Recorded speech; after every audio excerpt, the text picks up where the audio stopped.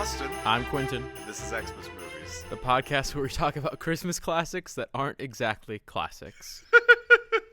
And today we're talking about Black Christmas. Past the halfway point, guys. Woo! Honestly, I think Eyes Wide Shut kind of broke me.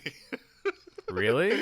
Not gonna lie, now that I've had time to marinate on that movie, I'm just even more unsettled by it. It's out of sight, out of mind. I'm not thinking about that movie anymore. Why'd you say your eyes are wide shut? So yeah, Black Christmas. That's the movie we watched. I was hesitant going into this because we were going from Eyes Wide Shut, which was a really weird movie to watch, to a horror film. Yeah. We sandwiched Eyes Wide Shut between two horror-esque movies. Gremlins is not Gremlins. It's not a horror movie, but it has a horror element. I know, but it is not of the same caliber as these two. No, it is not. Not in terms of quality, but in terms of tone, is what I'm saying. Yeah. Here's a question. Before we even get into this, what do you think is more unsettling, Black Christmas or Eyes Wide Shut? Oh God, that's a hard question. I think I'm still inclined to push it towards Eyes Wide Shut. I think so. The content in that movie is a lot is what makes that movie unsettling. In this movie, it's purely based off of feel. Yeah. And the atmosphere that it creates. I don't know. I'm trying to think about it, and I think there are parts of this movie that are genuinely suspenseful, and I think because of that, I think it's a more unsettling watch in terms of my own I feel tense when I felt more tense when I was watching this, but I definitely was more unsettled watching Eyes Wide Shut. I was less tense, but I was more unsettled. So I do think Eyes Wide Shut. But I had a good time watching this movie. Yeah, I didn't expect. Okay, so this is what people trace the slasher genre back to. Yeah, it directly. This is the movie that basically set up all the tropes that we associate with most modern slasher. Yeah, movies. And it was a pretty direct influence on Halloween, John Carpenter's Halloween, to the point in which I honestly think it's basically the same plot, because a lot of the imagery and filmmaking is lifted for Halloween is lifted straight from this movie. Well, the director of this movie, Bob Clark, said in an interview that John Carpenter, had originally asked Clark for his ideas for a sequel for Black Christmas. So yeah, basically, they were kind of talking, and John Carpenter asked what would you do if you did a sequel? And he said it would be the next year, and the guy would have actually been caught, escape from a mental institution, go back to the house, and they would start all over again, and I would call it Halloween. And then from that, John Carpenter wrote a script, directed it, it made his own movie, kind of very, very loosely on that concept. I think he's admitted to being influenced by Black Christmas. I bet. It's we were watching it, and I think you were joking. You were definitely joking, but I know some people will watch this movie and be like, this feels it has a lot. It's following a lot of the tropes of the genre, but that's like watching Ocean's 11 and being like, man, this movie is a generic heist movie, because it's one of the because it's kind of what set to popularize those kinds of tropes. It's kind of okay, so Halloween is what many people consider to be the movie that popularized the slasher flick. This is the movie that influenced that, at least from what it seems and the information that we know. So in terms of it being a Christmas movie, Hold up, Buckaroo. Let's talk about the plot first. Let's save that. I mean, let's keep much like Bob Clark does in this film. Let's keep the audience on the edge of their seats. So, this movie, we got to talk about the plot, because not many people I know have actually seen this movie. I know a lot of people who've seen Halloween. Not a lot of people have seen this movie.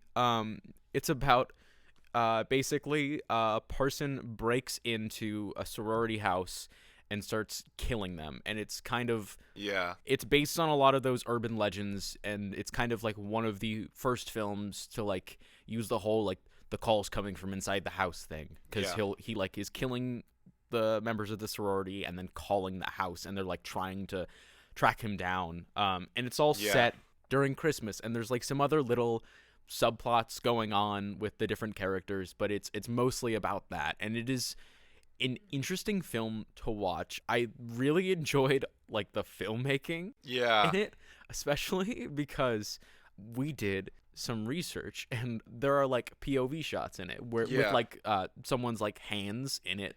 Yeah. And he like climbs up the side of a house, and we were trying to figure it out. And this movie was made in 74. 74. And they were using a Panavision R200, which is a normal size film camera, which likely weighed 30 to 40 pounds. I cannot find a weight, but I do know that the thing is giant. Yeah, It's like a huge ass camera. The cameraman like developed a special rig to mount it on his shoulder. Yeah. And he did all the hands are his own. That is the cameraman's hands, which means he was fucking climbing up the trellis on the side of this house. Yeah, this movie is with a camera on his shoulder. Yeah, this is a very sketch movie. It is a sketch movie. It's a sketch movie in terms of like the actual like story and shit like that, but it's also a very low budget film that is like very like probably plays fast and loose with a lot of safety regulations. It might. It probably did. Yeah, but I really loved this because it didn't really go a lot for like too many like jump scares, and it didn't have a whole lot of gore. It was mostly just like building suspense. Yeah. Which I really enjoy. It felt like a change of pace from other movies. Like I don't think there's much like really special going on in terms of like the plot and the framing, but it is interesting. Functionally, the plot to this movie is a lot like Halloween. It is what of it? Functionally, it is the same story, but on a slightly like larger scale, I guess. It's hard. I haven't seen Halloween in a while, but it is functionally the same story with a couple key differences. One, like the whole like killers in the house thing, that I don't think that comes up. I don't even were there phone. I forgot if there were even phone calls. I don't think there are phone calls in Halloween. I could be wrong. Actually no, there are. I remember there being phone calls. Because I haven't seen that many horror movies, and I do remember phone calls in some things. Okay. Bottom line, Halloween is very similar to this movie, and Halloween took a lot of influence from this movie. So this felt like watching, to me at least, another Halloween. But honestly, I think this did it better. Yeah, I have not seen Halloween. Which is probably, in all honesty, probably blasphemous to a lot of people who are fans of like slasher movies and everything. I think this movie is a better movie than Halloween. I can't speak to that. Yeah. Going into this, I had I had very low expectations going into this because you don't see, this is more of like a cult film than Halloween is. It's not as like universally acclaimed, so I had lower expectations, but just like the vibe of this movie, it seemed like something I would enjoy, and like I did, and I enjoyed it more than I thought I would. I can't speak to it being similar to Halloween. I don't think there are phone calls in that. I'm trying to look it up, and I don't think there are. I think people call each other. I don't think Michael Myers calls them, but that is an unimportant thing that I am focusing on. I don't know. But like the whole, like a lot of the horror tropes utilized in this movie, and like there are even some shots that are very similar. Like the POV shots, the first scene from Halloween, and I think there might be a couple other POV shots, but POV shots are utilized very heavily in Black Christmas. I would say more so than Halloween. I'm kind of glad that they actually utilized POV shots and allowed them to get away with a lot of different, like it allowed them to up the suspense without like having to like go completely over budget on like certain like kind of like kill scenes or something like that. But like apparently originally in the original script, the murders were a lot more like graphic and like I think more shown. More graphic? Oh, like yeah, more shown. Like they're very graphic. Well, they're very graphic, but very little is shown. Yeah, you basically only ever see the aftermath of a killing, and the only killing that you see in progress is a very simple stabbing. Yeah, but you don't. Even then, you don't even see. You don't really see much. I think all of the scenes involving murder and involving like the killer, all of those are very beautifully composed scenes. And I know that sounds really weird, but like the usage of all the glass figures when he's stabbing the actress that plays Lois Lane Just a in really the weird Richard Donner detail. Superman. There's a lot of like classic Hollywood actors in this movie that's kind of strange. Like, Like, but he stabs her with a glass unicorn head, Yeah. and I think the whole sequence, just the beginning sequence with the plastic bag, and then that being Yeah. utilized, like it's in the poster. Like I think it's iconic, kind of for a reason. And what was? yeah, Oh, just the one shot of where Jess walks into the room, sees the two bodies, and she looks around the room. She doesn't see anyone. And then she hears, like, the killer whispering, and then she looks, and, like... there's an eye between, like, the crack of the door. between the hinges. Yeah. Like, that was just a cool really, shot. Yeah, it was really creepy and really, like, interesting imagery. This film, and, like, much like a lot of, like, horror movies, they make great use of their budget. They utilize the house they utilize the sorority house in very interesting ways. That house feels fucking gigantic. I don't know. Apparently, when they got it, it was like falling apart. I bet that was like. I mean, it shows in the movie. It's like the attic is like it all feels like very just like horror. It just feels like classic horror, and it's like it's. It also feels very 70s. It feels like a horror film made in the 70s. Yeah, very 70s.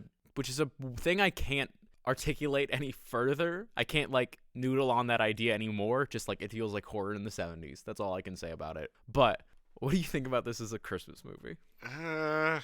I don't really think it's that much of a Christmas movie. I think it's like it does take place at Christmas. It does kind of utilize the Christmas aesthetic. It's snowing. It's an interesting setting, but I don't think it, much like Eyes Wide Shut, fucking shit.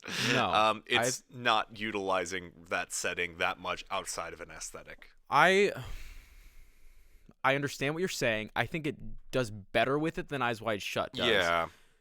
I'm thinking about this, and I don't know exactly what I would want out of like a Christmas slasher film, because I think you could go, in order to make it like a good horror film, I don't think you can go too far into that aesthetic without it feeling over the top and corny. Yeah. Like if he was stabbing, like if the glass unicorn was like a reindeer, or like if he wore like a Santa mask, it would feel corny. Yeah.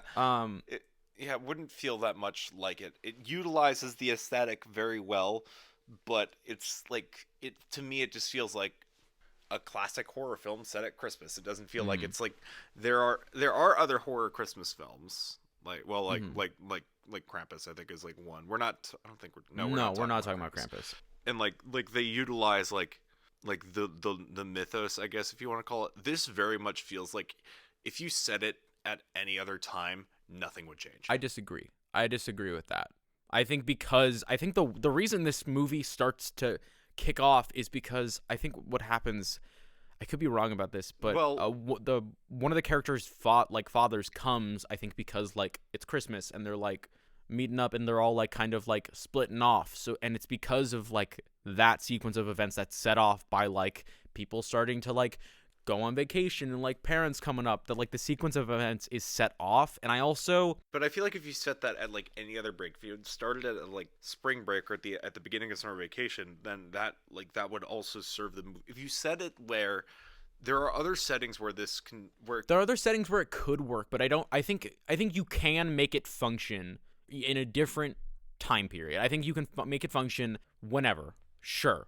I don't think it works as well, is the argument that I'm trying to make. Yeah. I think the director like admitted that he wanted to use Christmas because he really liked the idea of the juxtaposition between this like really horrific thing happening during Christmas. And I like know that there's no scene of like people coming together, but it is very much like this group of people is like they're together at Christmas and they're experiencing Christmas, and then this horrible thing happens, and like that thing isn't directly related to their experience at Christmas. I think to that end, I see what you're saying there, but I don't think that it works as well without it being set at the time that it was. Literally just the scene where Peter and Jess are arguing with the Christmas tree in the background, the really fucking creepy, the Christmas tree looked creepy. I don't know why. It looked weird. It looked kind of gross. I don't think it works as well. I think it's not the most Christmassy movie we've seen. I think it's a little more on the low end, and I don't think it is about very many Christmas themes. The themes of this movie, okay, so they're in terms of like the themes of this movie, it utilizes a lot of traditional slasher tropes, or not tropes, themes that generally have to do in some way or other with sexuality and like kind of that. The one that this one talks about a lot is abortion, which is kind of strange, and that's kind of more of a side plot thing. But like oftentimes those are just like vessels to build tension, and like sexuality as a theme is explored a lot more in movies like Halloween, where like purity or whatever the fuck is the actual thing, but like it's not utilized as much here. I don't think that's the theme being explored in slasher films. I think I know what you're saying, but voyeurism is a big part of slasher films. And but like you go. So like in like the and like voyeurism and like a critique of voyeurism is generally what is happening in a lot of slasher films, especially with the POV shots. I think like just the idea of like it's obvious, it's not as like overt as something like Halloween, where it's like this killer is like creepy and is like a peeping tom and whatnot. Is like it's weird, but it does still have those tendencies. I think this focuses a lot more on building suspense. It does, and I think part of that, this is not what I'm about to say doesn't contribute to its proficiency as a Christmas movie, but it like the director has admitted, Bob Clark, that what he was trying to do was to kind of dispel the traditional depiction of like high school and college students, especially women, and he refused to have them be nude or and didn't really want to sexualize them in any way because he didn't want.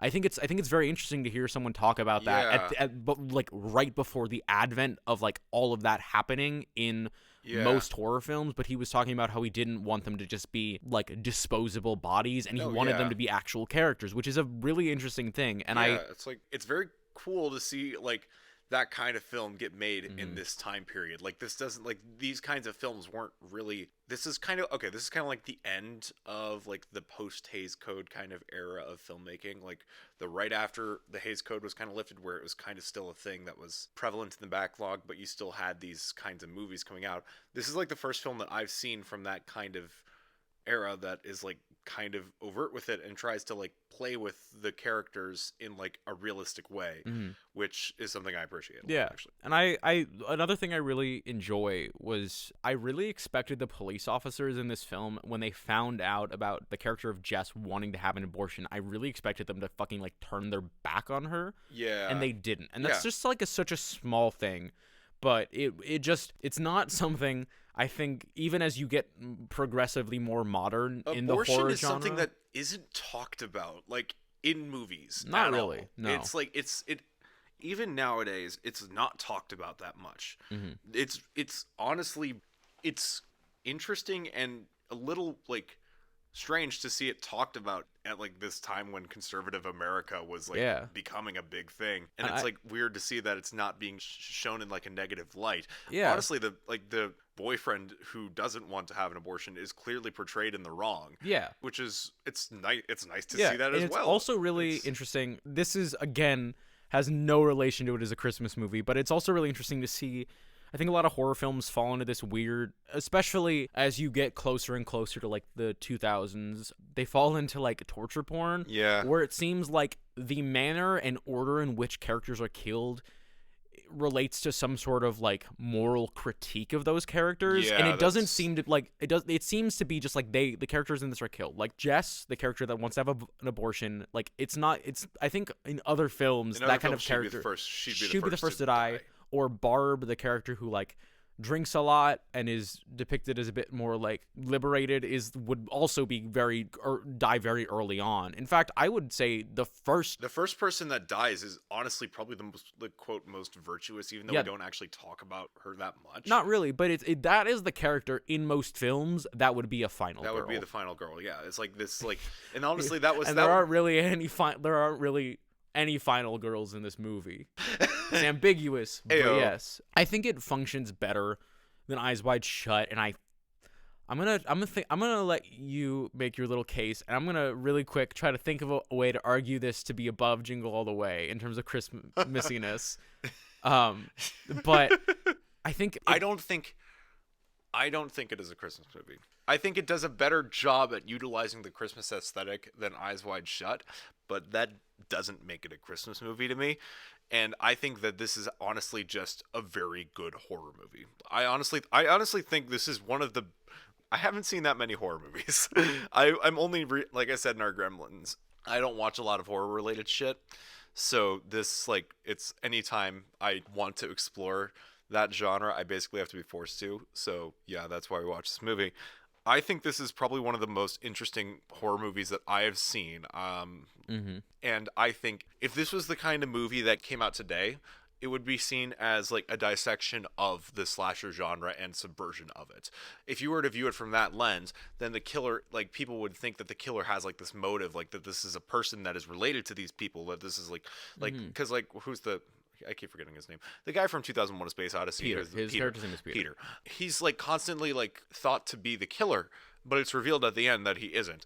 And that's like an interesting subversion that you don't see, and like that this killer is just a psycho. It's a person that just is a complete like nutcase. Yeah. Which is more realistic than most slasher films that come out today, where like fucking Michael Myers has like a direct relation to it's like it's a weird it's also it's very odd always to see slasher films without a supernatural aspect, especially because that seems to be the kind of just what's like commonplace in most slasher films. Like Michael Myers is like a tank of a human being, like, and just doesn't die. He's like the living embodiment of like rage and shit. And then the Voorhees family, and then like Freddy and Chucky and shit like that. Yeah, like there's like this is just like a movie about like a very like real fear that was at the time of like this person living in the attic. It's like that's still a fear. Yeah, I'm afraid of that. I've seen your attic is not that scary. You've not seen the boiler room up there. My desk is directly in front of a closet. That shit's terrifying. I used to live in a house with a really fucked up attic, and it's scary. Yeah, that old house is. But yeah, I would say if we're talking about quality, this is the second best movie I think we've seen. Is the first Eyes Wide Shut? Fuck no, Jesus, I didn't. What's the best movie we've seen? Like well, okay, I think you say Iron Man 3. I'm saying the movie that I liked the most was Gremlins. That's the movie that I liked at this midpoint in the show. I think Gremlins was the most entertaining and most interesting and filmically interesting movie that we've seen. And then I would put this second, which is really weird for me, coming from someone who doesn't like horror related shit. I would agree with that. I think Iron Man 3 is third. Yeah, I think I'm gonna be honest with you. Eyes Wide Shut is I'm not saying I wasn't saying that I enjoyed it the most, but I'm saying I think it is a technically very good movie. It's a good movie, but I am not watching it again. Okay, so just to be clear, you are saying that Black Christmas is below Jingle All the Way. In terms of it being a Christmas movie? Yes. Yes. Okay.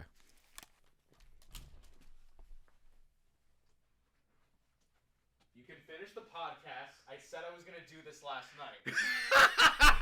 I forgot about this.